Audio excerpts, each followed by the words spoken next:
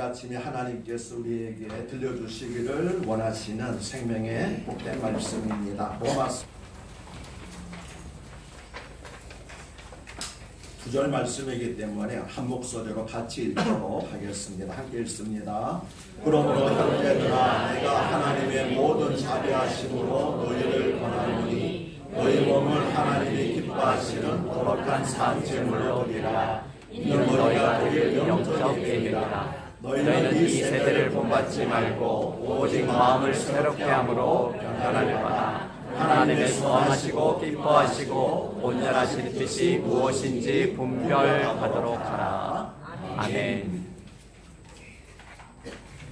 내일 모레는 추석과 더불어서 우리 민족의 최대 명절인 설날입니다. 그래서 오늘 모처럼 한복을 입고 강단에 섰습니다.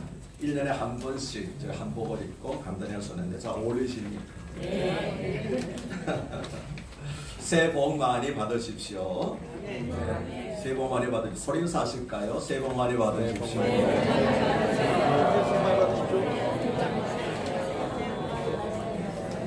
그러고 보니까 새해 복 많이 받으시라는 인사를 올해 들어서 3번 합니다. 그죠? 세 번째 새해 복 많이 받으시라고 인사를 드리는데 뭐 좋지 않습니까? 복 많이 받으시라고 축복하는 거는 하기도 좋고 듣기도 좋습니다. 설이나 추석 같은 명절을 지내는 것도 시대의 흐름을 따라서 새로운 풍속들을 선보이고 있습니다.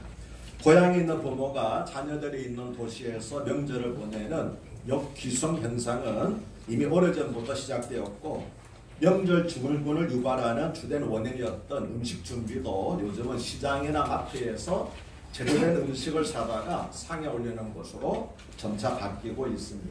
또 기독교인이 아니더라도 나 죽거든 제사를 지내지 말라고 유언하는 부모들이 증가하고 있다고 합니다. 이러한 현상은 단순히 편리함에 대한 추구만이 아니라 명절에 제사로 인해서 겪는 갈등으로 서로 얼굴을 붉히기보다는 가족이 더불어 즐거운 시간을 갖도록 하자는 건설적인 바람이 반영된 것으로 보입니다. 변화되는 설 풍속 때에는 고향에 가는 대신에 가족이 함께 해외여행을 가는 경우도 크게 증가하고 있습니다. 올 설 연휴에 가까운 일본, 중국, 동남아시아로 가는 항공권은 일찌감치 매진되었고 이미 내년 설 연휴 상품에 대한 예매가 실시되고 있다고 합니다.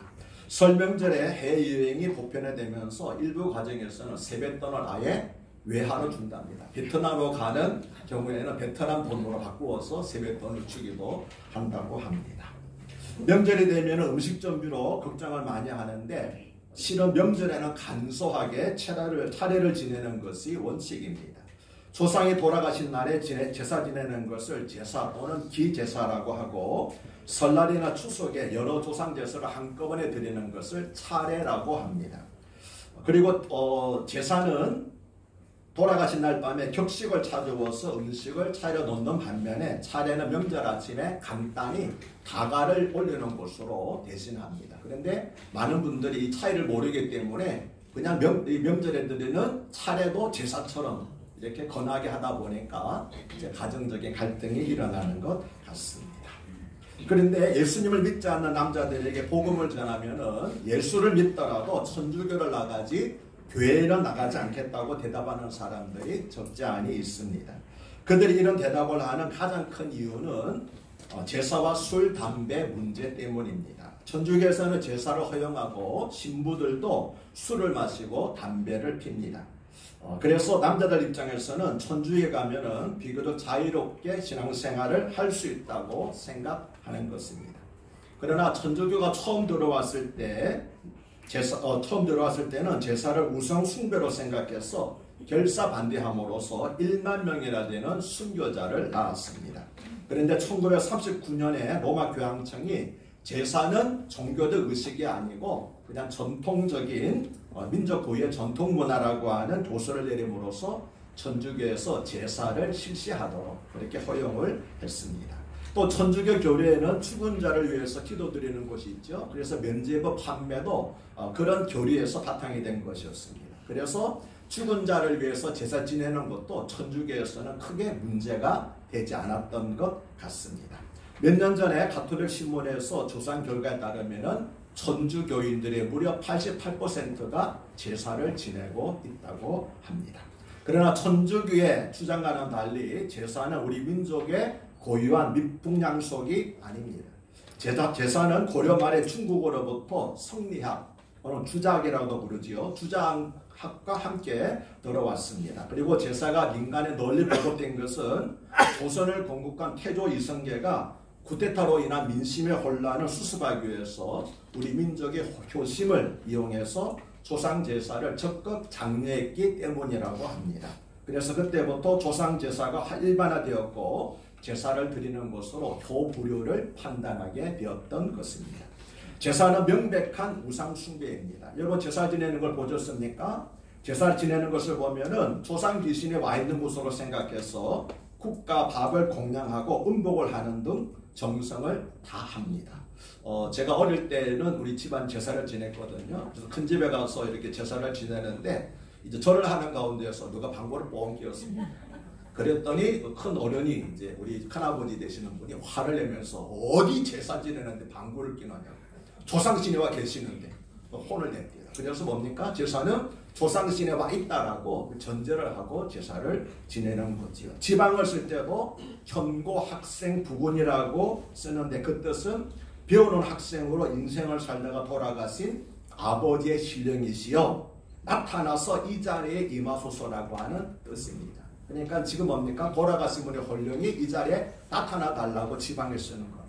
그런데 어떻게 해서 제사가 우상숭배가 아니겠습니까?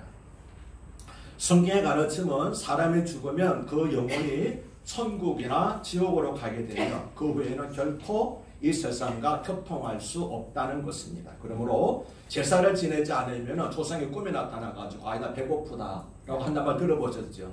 그거 다 속임수입니다. 귀신이 거짓으로 속이는 겁니다. 이것은 귀신들이 조상의 모습으로 가장하여 꿈에 나타나서 자손들을 속이는 것입니다. 정작 돌아가신 분들은 자손들이 제사를 지내는지 제사를 지내지 않는지조차 모릅니다. 왜 그렇습니까? 일단 세상을 떠나면 이 세상과는 전혀 관계가 없기 때문에 그렇습니다. 귀신은 타락한 천사들입니다. 따라서 제사를 지내면 결과적으로 타락한 천사를 섬기는 우상 숭배의 죄를 범하게 되는 것입니다. 그러므로 부모님이 돌아가신 후에 아무 소용이 없는 제사로 효도할 생각을 하지 말고 살아계실 때 부모님 섬김을 다해야 하는 겁니다. 그래서 조선시대 유명한 시인인 송강정철도 훈민가라고 하는 시에서 어버이 살아실 때 섬기기를 다하여라. 지나고 난 이후 애달다 어이하리. 일평생 고쳐 못할 일은 일뿐인가 하더라고. 그래서 부모님이 돌아가시라고 난 다음에 제사 지내는 것은 아무 소용이 없다. 살아계실 때 효도를 다해라고 이미 조선시대의 정철도 이 진리를 깨닫고 있었습니다. 이런 까닭에 우리나라의 복음을 전한 초기 선교사들은 귀신을 섬기는 제사 대신에 기독교식 추도 예배를 장려했습니다. 추도 예배는 제사의 좋은 의도는 유지하되 우상 숭배적 요소는 배제해서 기독교적 의식으로 바꾸어 나가자는 취지로 장려한 것이었습니다. 추도 예배를 간단히 설명하면 한 가족이 둘러앉아서 고인의 평상시 삶에서 자녀들이 배워야 될 것, 기억해야 될 것, 혹은 잘못된 것들을 잘 가려서 들려주는 것입니다. 그리고 먼저 하나님 앞에서 예배를 드린 후에 나중에 예배 끝나고 난 다음에 준비한 음식을 함께 나누어 먹습니다. 그리고 지방을 쓰거나 술을 따르거나 죽은 조상에게 절하는 것 같은 우상 숭배는 금하는 것입니다. 그런데 최근에는 추도예배라는 용어도 바꿔야 한다는 움직임이 있습니다. 왜냐하면 추도라고 하는 용어가 비성경적이라고 하는 것입니다. 추도의 뜻은 죽은 사람을 생각하며 슬퍼하는 것입니다. 하지만 기독교인은 죽은 사람을 생각하며 슬퍼하지 않습니다. 왜냐하면 주님 안에서 죽은 성도들은 천국에서 영원한 안식을 누리고 있기 때문입니다. 천국은 이 세상과는 비교할 수 없는 좋은 곳입니다. 그래서 저와 여러분을 비롯한 모든 기독교인들의 궁극적인 소망은 우리도 죽은 후에 천국에 들어가서 주님 품에서 영원한 안식을 누리는 것입니다. 아멘이십니까? 아멘. 그러므로 앞서 천국에 들어간 분들을 그리워할 수는 있어도 그들을 생각하면서 슬퍼해서는 안 된다. 그렇기 때문에 추도 예배라는 용어는 비성경적이라고 하는 것입니다. 또 예배의 대상은 오직 한 분이신데 죽은 사람을 기념하는 의식에 예배라는 말을 사용하는 것도 문제가 있다고 주장을 합니다. 그래서 나온 대안이 설날 가정 예배라고 하는 명칭입니다. 저도 가만히 생각해 보니까 이치에 맞는 것 같습니다. 그래서 저도 올해부터는 추도 예배라는 용어를 쓰지 않고 설날 가정 예배 혹은 추석 가정 예배 혹은 부모님 길 가정 예배라는 말을 사용하려고 합니다. 그래서 여러분에게 이제 필요하시면 가져가시면 되는데 작년까지만 해도 추도 예배문이라고 썼잖아요. 이번에 보셨습니까? 뭐라고 되어 있습니까? 설날 가정 예배라고 저도 용어를 바꾸어서 그렇게 사용하기로 했습니다. 오늘 설교 본문이 로마서 12장 1절과 2절은 성도들이 드려야 할 제사는 어떤 제사이며 성도들은 세상 문화를 어떻게 받아들여야 하는가에 대한 말씀입니다. 먼저 1절은 그러므로 형제들아 내가 하나님의 모든 자비하심으로 너희를 권하노니 너희 몸을 하나님이 기뻐하시는 거룩한 산제물로 드리라. 이는 너희가 드릴 영적 예배니라고 말씀을 합니다. 이 말씀에는 성도들이 드려야 하는 제사에 관한 세 가지 중요한 내용이 나타나 있습니다. 첫째는 제사를 드리는 대상입니다. 세상 사람들은 죽은 사람을 제사 드리는 대상으로 삼고 있죠. 그러나 우리가 드리는 제사의 대상은 결코 죽은 사람이 아닙니다. 왜냐하면 죽은 사람은 산 사람과 교통할 수 없기 때문입니다. 제사의 대상은 오직 한 분, 영원히 살아계신 하나님만이 제사, 우리 예배의 대상입니다. 둘째는 제사에 드려지는 예물입니다. 성도가 하나님께 드리는 예물은 과일이나 떡이나 생선이라든 그런 것들이 아니라 뭡니까? 우리 자신, 즉 우리의 몸이라고 바울은 말하고 있습니다. 다시 말하면 하나님이 기뻐하신 우리의 삶이 성도들이 하나님께 드려야 할 제물, 예물이라고 하는 것입니다. 세 번째는 제사의 성격에 대해서 말하지요. 바울은 성도가 드리는 제사는 영적인 예배라고 하였습니다. 여기서 영적이라는 말은 두 가지 의미로 사용되었습니다. 하나는 합리적이며 합당한이라는 뜻입니다. 이 말은 성도들이 드리는 제사는 이방인들이 드리는 불합리하고 미신적인 제사가 아니라 하나님께서 기뻐하시는 합리적이며 합당한 예배라고 하는 것입니다. 예를 들면 불신자들이 돼지머리를 올려놓고 제사를 지내는 것은 얼마나 우스운 일입니까? 삶은 돼지머리가 도대체 무엇을 해줄 수 있겠습니까? 그런데 삶은 돼지머리 앞에서 절을 하면서 복을 비니 여러분 그게 무슨 얼마나 우스운 일입니까? 우리가 드리는 성도들이 드리는 하나님께 드리는 예배는 그런 미신적인 것이 되지 말아야 된다. 그래서 영적인 예배, 합리적이고 합당한 예배를 드려야 된다고 말하는 겁니다. 다른 하나는 우리말 성경의 본역대로 영적인이라는 뜻입니다. 이 말은 신약시대의 성도들이 드려야 될 제사는 구약시대의 외형적이고 형식적인 성전 중심의 제사가 아니라 내적이고 영적인 예배, 다시 말하면 성령 안에서 주님의 말씀이 중심이 되는 예배를 드려야 한다고 하는 것입니다. 마지막으로 그러면 성도들은 세상 문화에 대해서 어떤 태도를 취해야 되겠습니까? 제사를 비롯한 세상 여러 가지 문화에 대해서 성도들은 어떤 태도를 취해야 돼요? 무조건 받아들일 것인가? 혹은 무조건 배격할 것인가? 거기에 대해서 말씀을 함께 나누도록 하겠습니다. 신학자이자 사회학자인 로버트 웨버는 세 가지 모델을 제시했습니다. 첫째는 분리의 모델입니다. 이것은 기독교인들은 세상 문화와 대립해야 된다는 거죠. 그러니까 모든 세상 문화를 다 배격해야 된다라고 하는 것입니다. 이 견해는 세상 문화는 근본적으로 타락하고 부패한 상태에 있다는 것을 전제하는 것입니다. 이 견해의 성경적인 근거는 요한일서 2장 15절과 16절 말씀, 즉 이 세상이나 세상에 있는 것들을 사랑하지 말라. 이는 세상에 있는 모든 것이 육신의 정욕과 안목의 정욕과 이생의 자랑이니 다 아버지께로부터 온 것이 아니요 세상으로부터 온 것이라고 하는 말씀입니다. 그러니까 세상에 속한 모든 것들은 다 타락한 것이니 죄된 것이니 받아들이지 말라고 하는 그런 입장이지요. 그러나 이 입장에 대한 지나친 강조는 육적이고 세상적인 것들은 다 악하다고 생각하는 그릇된 오류에 빠지게 할 수 있습니다. 그래서 신자들로 하여금 속세를 떠나도록 만드는 거죠. 이것의 가장 절정의 형태가 바로 중세 수도원 운동이었습니다. 세상을 버리고 가정을 버리고 그저 수도원에 광야의 수도원에 들어가서 생활하는 것이 바르게 신앙생활하는 거라고 잘못 생각했던 겁니다. 둘째는 동일시 모델입니다. 이것은 기독교인들은 세상 문화를 지지하고 그것을 누려야만 한다는 입장입니다. 이 견해는 세상의 문화도 하나님께서 주신 것이라고 전제하는 것입니다. 그리고 이 견해의 성경적인 근거는 예수님의 성육신입니다. 예수님께서는 친히 이 죄된 세상에 성육신하여 내려오셨고 은둔하시거나 세상과 격리하여 지내지 않으셨습니다. 오히려 예수님께서는 죄인들의 대명사였던 세리와 죄인들과 함께 먹고 마셨지요. 그런 본을 따라야 된다는 겁니다. 그러나 이 입장을 지나치게 강조하면 교회가 세속화될 수 있는 우려가 있습니다.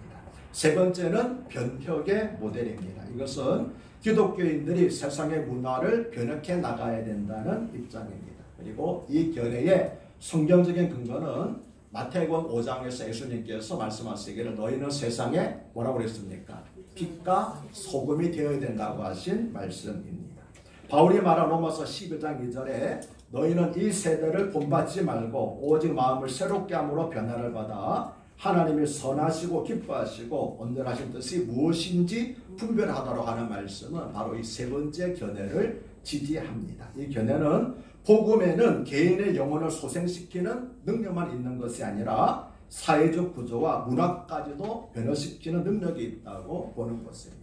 저도 이 세 번째 견해를 지지합니다. 그렇습니다. 우리는 세상의 문화를 완전히 배제해서도 안 되고 그렇다고 세상 문화에 잠식당해서도 안 됩니다. 도리어 성도는 세상 문화를 변혁해 나가는 삶을 살아야만 합니다. 이렇게 세상 문화를 완전히 배제하지 않으면서도 그 문화에 잠식당하지 않기 위해서는 그리고 나아가서 타락한 세속적인 문화를 변혁해 나가는 삶을 살기 위해서는 그것을 바르게 분별하고 통제할 수 있는 기독교적인 세계관이 필요합니다. 세계관이라고 하는 것은 세상을 바라보는 마음의 눈을 말합니다. 여러분 선글라스가 어떤 세계관을 따라가지고 세상이 달라 보이지 않습니까? 똑같이 어떤 세계관을 가지고 세상을 보느냐에 따라서 세상이 긍정적으로 보일 수도 있고 세상이 부정적으로 보일 수도 있는 것입니다. 성경적이고 기독교적인 세계관을 가질 때 성도들은 세상의 문화를 올바르게 분별하고 판단해서 취할 것은 취하고 누릴 것은 누리고 거부할 것은 거부하며 또 잘못된 것은 바르게 고쳐갈 수 있습니다. 그런데 기독교적인 세계관을 가지려면 먼저 우리의 마음이 새롭게 변화되어야만 합니다. 그래서 바울은 너희는 이 세대를 본받지 말고 오직 마음을 새롭게 함으로 변화를 받으라고 하는 것입니다. 여기서 마음을 새롭게 함으로 변화를 받으라고 하는 것은 성령으로 말미암아 거듭나는 것, 즉 중생을 가리켜 말한 것이었습니다. 예수님께서는 요한복음 3장 3절에서 사람이 거듭나지 않으면 하나님 나라를 볼 수 없다고 말씀하셨습니다. 그런즉 우리가 하나님의 선하시고 기뻐하시고 온전하신 뜻이 무엇인지 분별하려면 반드시 성령으로 거듭나야만 하는 것입니다. 성령으로 거듭날 때 우리는 하나님의 뜻을 분별할 수 있고 우리의 인생의 가치관이 바뀌게 되기 때문입니다. 옛사람은 죽고 새사람으로 살아가게 되지요. 그러므로 성도들은 다윗이 고백했던 시편에서 고백된 것처럼 날마다 기도하기를 하나님 내 마음에 정직한 새로운 영을 창조하여 주시옵소서. 그래서 세상에 물들지도 않냐고 그렇다고 세상에 무조건 거부하지도 않냐고 세상을 변화시키는 세상의 빛과 소금으로 살아가는 참다운 생명력 있는 그리스도인이 되게 해달라고 기도하며 살아가야 할 것입니다. 그래서 오늘 말씀 우리가 이제 설날을 맞이하게 되면 많은 분들이 제사로 인해서 이렇게 어려움을 겪고 혼돈을 갖고 있기 때문에 오늘 말씀은 우리가 드려야 될 성도님들이 드려야 될 참된 제사는 무엇인가에 대해서 함께 생각해 보았습니다.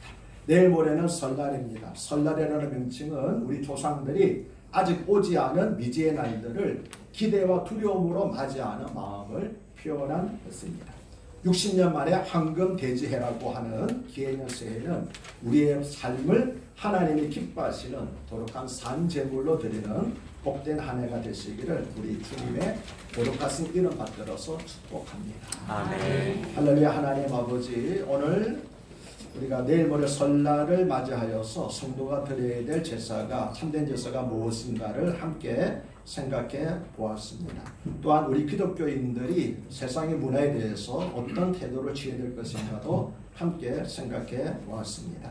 하나님 우리 마음이 항상 변화를 받아서 성령으로 거듭나서 하나님의 선하시고 온전하신 기쁘신 뜻이 무엇인지 분별하며 살아가는 저희들이 되게 하여 주시고 올 한 해 하나님께서 기뻐하시는 그런 삶의 제사를 저희들이 드리는 한 해가 되게 하여 주시옵소서.